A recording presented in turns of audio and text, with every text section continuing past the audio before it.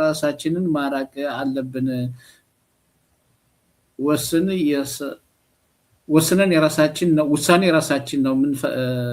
መፍትሄ አግኝተን ህልማችንን ማሳረፍ አለብን። የራሴ ውሳኔ ነው ብላለች እኮ። የፈለገ ብትወስኝ ምን ብትይም እኮ የሚረብሽሽ ነገር አለ። ይሄ ነገር እንደው እንደዚህ ባልሆነ እያልሽ ሁልጊዜ ወይ ደግሞ እንደዚህ ቢሆን እያልሽ ሁሌ የምትጨነቂበት ነገር ይኖራል። ያንን ነገር እንዴት ነው ሰላም የምታገኝበት ነው ጥያቄው።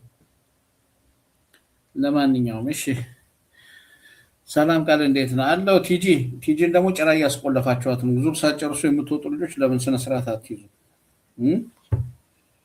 ቲጂ ግርግር እየፈጠረች ነው። ልጆቹ የሰው ተራ እያዙ እየሄዱብኝ ነው ብላለች። ረፉ መውጣት ካለባችሁ ዙሩን ጨርሳችሁ ውጡ፣ ችግር የለም። የሰው ሀቅ በአግባቡ መልሱና ውጡ ማለት ነው። የግድ እዚህ ጋር ቁጭ በሉ ብዬ አላስገዳችሁም፣ ግን መውጣት የምትፈልጉ ልጆች ዙሩን ጨርሳችሁ ልቅ ነው እና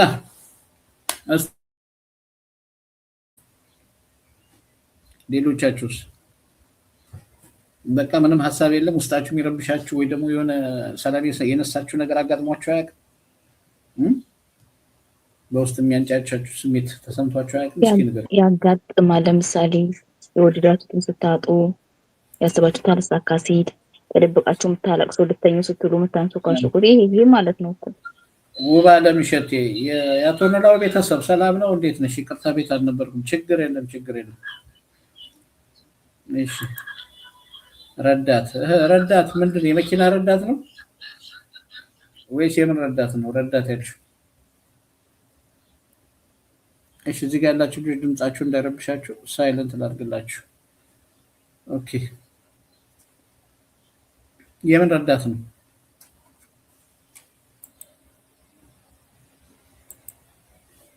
አለከት ነው። እሺ ኑርዬ እና የሆነ ነገር በሉ እንጂ 10 ደቂቃ ነው እስካሁን ያደረግነው።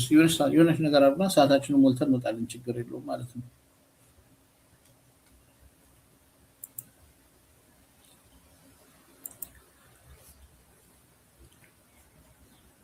መምጣት የፈለጋችሁም ይኸው ሊንክ ልካለው መምጣት ትችላላችሁ ማለት ነው። ቆይ እናንተ የሆነ ሀሳብ ገብቶባችሁ የሆነ ነገር ረብሿችሁ የሆነ ነገር አስጨነቋችሁ አያውቅም? እስኪ ንገሩኝ። ውስጣችሁን ሰላም የሚነሳው ረብሻ የሚፈጥርባችሁ ነገር አጋጥሟችሁ አያውቅም? ለምን አትነግሩኝም? ነው ወይስ እኔ እንድማርበት አትፈልጉም? እሺ ወይዘሮ ቀኑብሽ ቻይና ወይዘሪት፣ ብዙውን ጊዜ የውስጥ ጫጫታ የሚበዛው ስሜታችንን ወይንም ሀሳባችንን በውስጣችን ስናፍናቸው ነው። የሚሰማን ድምፅ የፍርሃት ነው፣ የጸጸት ወይስ የጭንቀት? አሁን እየተጨነኩ ነው ወይንም አሁን ይህ ትዝታ እየረበሸኝ ነው ብሎ አእምሮ መበቀበል ትግሉን ይልና ይቀጥላል። እሺ እናመሰግናለን። አሁን እንደዚህ ሰፋ አድርገሽ ጻፊልን ማለት ነው። እሺ የበደልኩት ሰው ካለ ይቅርታ ጠይቄ ወይንም ያንን ጫጫታ በውስጤ የተፈጠረ ነገር ምን እንደሆነ አውቄ ህሊናዬን ነፃ ማውጣት ከዛ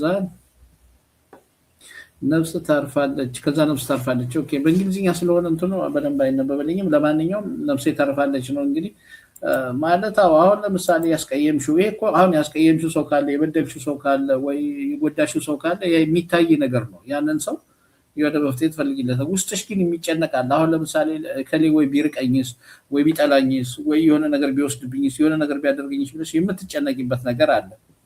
ያ ነገር ሁሌ እንቅልፍ ይነሳሻል፣ ሁሉ ጊዜ ሰላም ይነሳሻል። ለምሳሌ አሁን ባልሽ ከቤት ሲወጣ የት ሄዶ ይሆን አሁን ከእንትና ጋር ተገናኝቶ ይሆን ከሴቶች ጋር ይሆን እያልሽ የምትጨነቂው ነገር አለ። ይሄ ነገር አሁን አታዩም፣ ግን ትጨነቂበታለሽ። እሱ በሰላም ስራ ውሎ ነው የሚመጣው። አንቺ ግን ቁጭ ብድግ ስትይቱ ያለሽ። ይሄ አሁን አብዛኞቻችሁ የሴቶቹ ችግር ነው። ስለዚህ አሁን ባሌ ገባ ወጣ ብለሽ ቁጭ ብድግ ትያለሽ። ይሄን አሁን ምን አይነት መፍትሄ ነው የምታበጅለት? እስቲ ንገሪኝ። ውስጥሽን ይረብሽሻል። በወጣ ቁጥር ከሴቶች ጋር ባወራ ቁጥር ለምን እያልሽ ትጨነቂያለሽ። ይሄን አሁን ምን አይነት መፍትሄ ነው የምታዘጋጅለት? እስኪ ንገሪኝ።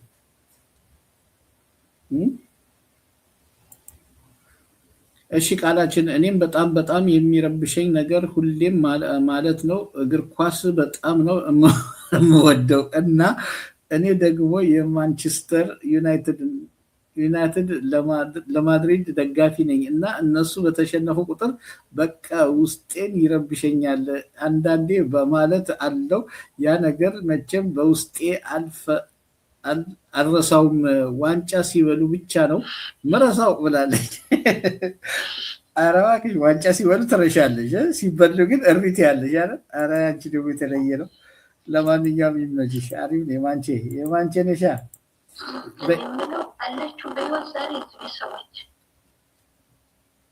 ሮዚ አለን ቆይ እዚህ እንትን ላይ ነኝ ዩቲዩብ ላይ ላይቭ ገብቼ ነው እመጣለሁ እሺ እመጣለሁ ዩቲዩብ ላይ ነኝ እሺ አለን ቃል ስሞትልህ በውስጥ ሪከርድ አዳምጥ ለምን ትሞቻለሽ እንዴ ጠላትሽ ድብን ይበል ለምን አላዳምጥልሽም አራንቺን አይደለም እዚህ ነኝ እሺ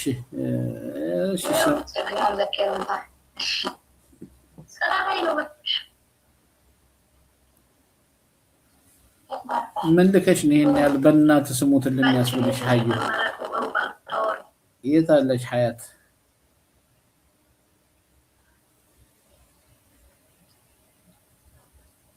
ምንም አይነት መልእክት የለም እዚህ ጋር የት አለ ሀያት እንዲያረ የለም ወይ አውርጅልኝ ድጋሚ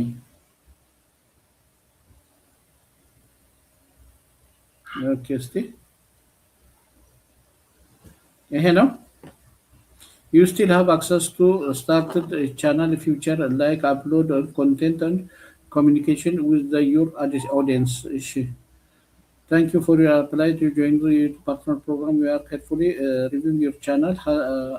Hayati Bullet Tube. Unfortunately, we found that your channel is not in without your monetization. Monetization አልተቀበለሽም ይሄው አልተቀበለሽም ትናንትና አርገጣው ብለሽ እንግዲህ ያው ተረገጠ አልተቀበልኩሽም እያለሽ ነው የዩቲዩብ ፓርትነር ፕሮግራምን ህግና ደንብ ያላሟላ ስለሆነ አልተቀበልነውም ብሏል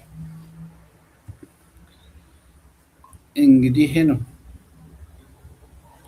እሺ ትግሉ ብላለሽ ደግሞ እዚህ ጋር እሺ ካልሰሞትን እዚህ ጋር ነው ያቆምኩት ኦኬ እሺ የምጠብቀው ሜሴጅ መጥቶልኛል የውስጥን ሰላም ለማግኘት ጩኸቶችን ለማስቆም የሚረዳን አመስጋኝ መሆን ነው የጎደለን ላይ ብቻ ትኩረት በማድረግ ያለንን በማሰብ ማመስገን ስንችል ሌላው ቂመኛ አለመሆን በይቅርታ ማመን በተጨማሪ ራስን ከሌሎች ጋር አለማወዳደር እንደውን ሀዩ እውነት ለመናገር አሁን ቂመኛ ለመሆን በይቅርታ ማመን በተጨማሪ ራስን ከሌሎች ጋር አለማወዳደር ብለሻል እሺ ከሌላው ጋር አለማወዳደር የሚለው እንታየውና አሁን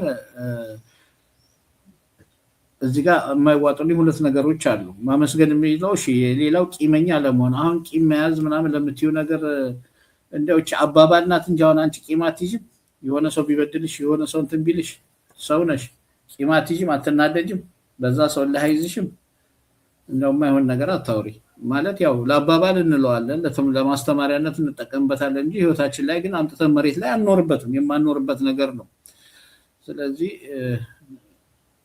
እኔ ይሄ ነገር አይዋጥልኝም ትግሉን ያቆመዋል እነዚህ የውስጥ ጩኸቶችን ለረጅም ጊዜ ሰላም የሚነሱንና የዕለት ተዕለት ህይወታችንን የሚያውቁ ከሆነ ከጤና ባለሙያ ማማከር ወይንም ከምናምነው ሰው ጋር በግልጽ መወያየት መፍትሄውን ልናገኝ እንችላለን ብዬ አስባለሁ ቃል በሉ ጨርሻለሁ እንግዳ አለብኝ እቃዬን ልጠበው ብላለች እንግዲህ እሺ አመሰግናለሁ ቻይናይ ቴንክ ዩ እሺ አለን ዩቲዩብ ብላለች ዩቲዩብሽ ተቀባይነት አላገኝም ሀዩ ትናንት እኮ ነግሬሻለሁ እኔ ቆም ብለሽ በደንብ አስተውይ ብዬሽ ነበር እሺ አለን ነው እሺ ይግባኝ በለው እሺ ይግባኝ ልበለው ደግሞ አሁንም ተስፋ አትቆርጭም እሺ ችግር የለውም እኔ በባሌ እንደዛ አይነት ነገር አስቤበት አላውቅም ባይሆን ከመዳም ኩሽና መቼ ነው የምወጣው የሚል ጭንቅ እንጂ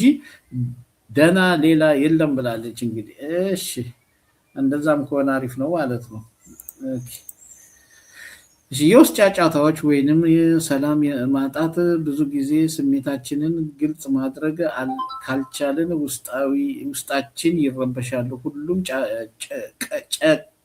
ጩኸት ለማለት ሁሉም ጩኸት ወደ አላህ በመመለስ ይወገዳል ብላለች። እንግዲህ ቀጠን ያለች ትእዛዝ ናት። እሺ እናመሰግናለን። አለን ነው ሌሎቻችሁ። እሺ ሀዩ አረታይ ግጥም አድርጌ ነው ቂም የሚይዘው እኮ ዝም አትይም እንዴ? ማለት አሁን ለምሳሌ አንድ ሰው በጥፊ ቢመታሽን ከየንድ ገሞት ይዋለሽ በሹዱላ ነው የምታንቆራጠጪው። እንዴት ነው ዝም ብለሽ የምትመችለት? ቂም አትይዥም ምናምን። ቂም ግጥም አድርገሽ ነው የምትይዥው። ቀልድ የለም። እሺ ማለት ያው ስናወራው እናወራዋለን እንጂ አንኖረውም። አሁን ሀዩ እውነት አንድ ሰው ቢበድልሽ ዝም ትይዋለሽ? እንደው ለምን የማይሆን ነገር ታደርጊያለሽ?